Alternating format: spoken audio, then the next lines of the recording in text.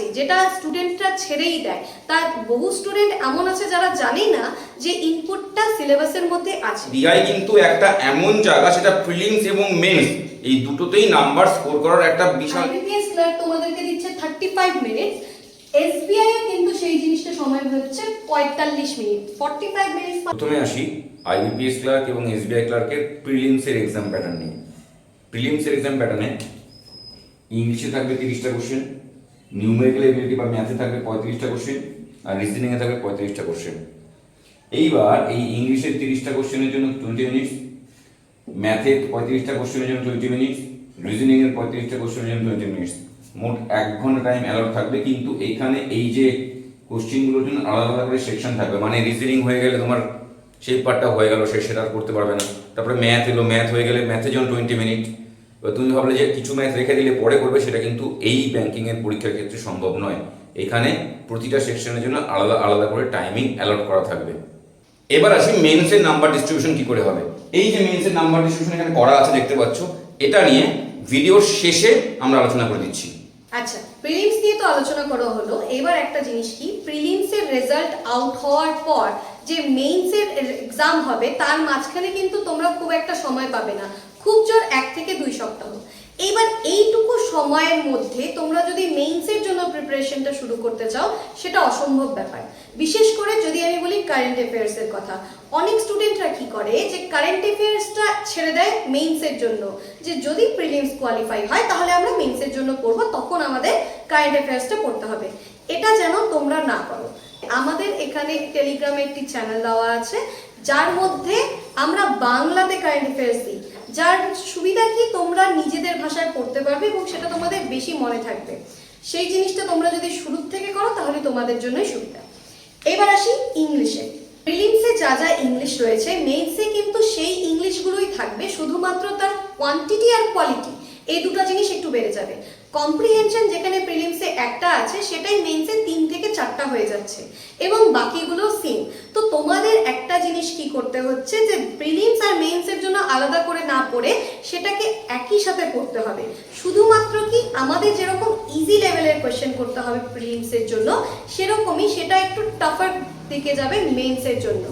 Reasoning এর ক্ষেত্রে প্রিলিমসের মধ্যে যেমন 3 থেকে 4টা কোয়েশ্চেন, 3 থেকে 4টা সিটিং থাকে, মেইনসের মধ্যে সেই জিনিসটা বেড়ে 5 থেকে 6টা হতে পারে, বা কোয়ান্টিটিটা যদি নাও বাড়ে, সেটার মধ্যে থেকে কিন্তু কোয়েশ্চেনগুলো কঠিন হতে থাকে, যার জন্য মার্কসটা বেড়ে যায়। আর মেইনসের মধ্যে নতুন আরেকটা জিনিস আসে, সেটা হচ্ছে ইনপুট। ইনপুট এতদিন প্রিলিমসে আসেনি, তাই বলে যে আসবেই না এটা কিন্তু নেই, এটা সিলেবাসে রয়েছে। তো তোমরা এক্সপেক্ট করতে পারো যে ইনপুট কয়েকটা সহজ, খুবই সহজ ধরনের যে ইনপুটগুলো হয় সেটা প্রিলিমসে থাকলো, এবং মেইনসে কিন্তু ইনপুট থাকছে, যেটা স্টুডেন্টরা ছেড়েই দেয়। তার বহু স্টুডেন্ট এমন আছে যারা জানে না যে ইনপুটটা সিলেবাসের মধ্যে আছে। তো রিজনিং এর ক্ষেত্রে যখন তোমরা পড়বে, তখন প্রিলিমসের জন্য যেই কোয়েশ্চেনগুলো করছো সেটারই একটু টাফার কোয়েশ্চেনগুলো রাখবে মেইনসের জন্য। প্র্যাকটিসটা কিন্তু তোমাদের করতেই হবে।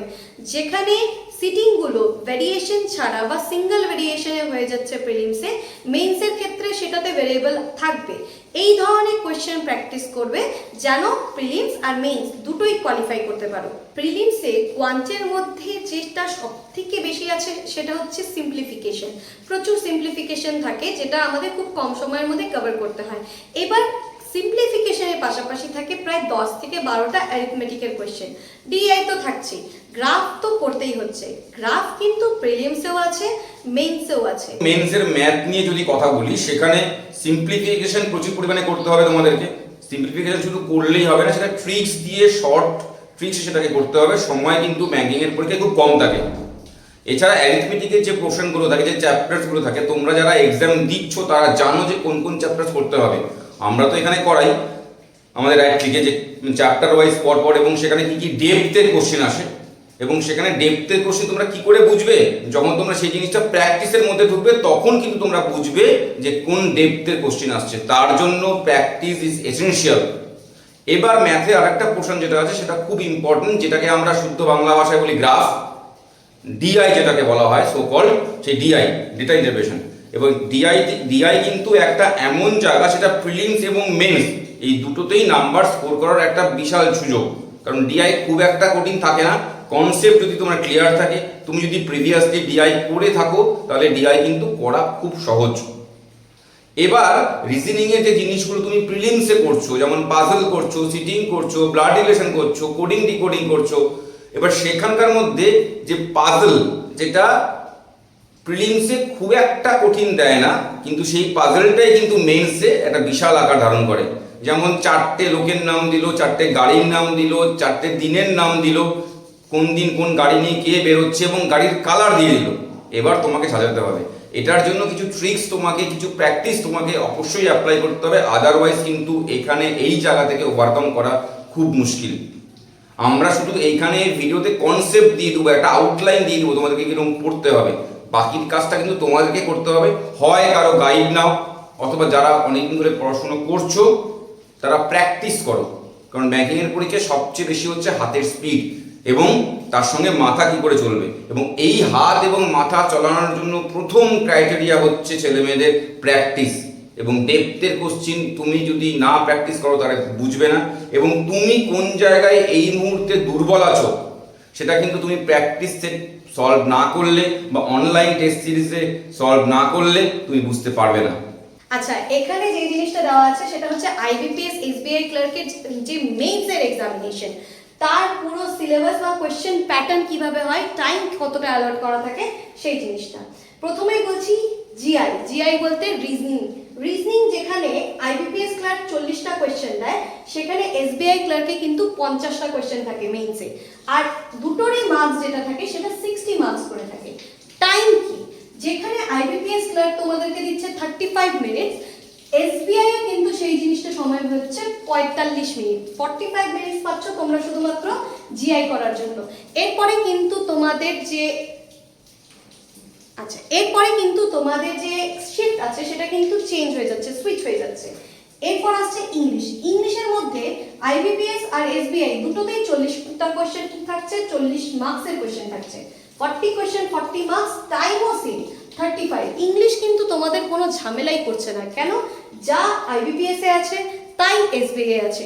শুধুমাত্র কোশ্চেনের কথা বলছি না, কোশ্চেন যে প্যাটার্ন আছে, যা যা কোশ্চেন আসে, যেই এরিয়ার থেকে কোশ্চেন আসে সবই সেম। তো কেউ যদি ভাবো যে আমি আইবিপিএস এর জন্য পড়ছি, এসবিআই এর জন্য কি করে পড়বো, একদম চাপ না নিয়ে সেই জিনিসটা করতে পারো। এরপর আসছি কোয়ান্টের ক্ষেত্রে। কোয়ান্টের ক্ষেত্রে আইবিপিএস এ থাকে 35 কোশ্চেন, যার জন্য মার্কস থাকে 50 আর টাইম অ্যালট করা হয় 30 মিনিটস। এসবিআই এর ক্ষেত্রে কি হচ্ছে, তোমাকে কোশ্চেন দিচ্ছে 50টা, মার্কসও দিচ্ছে 50টা, কিন্তু টাইম দিচ্ছে 45 মিনিটস।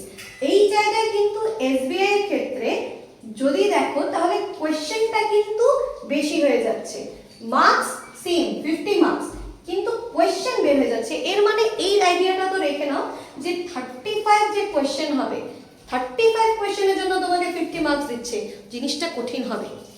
এই যে বললাম প্রথম থেকে যে প্রিলিমসের ক্ষেত্রে যেটা সহজে হয়, মেইনসের ক্ষেত্রে সেই জিনিসটাই একটু টাফার লেভেলে আসে, এই কারণেই বললাম। নেক্সট কি আছে জিএ।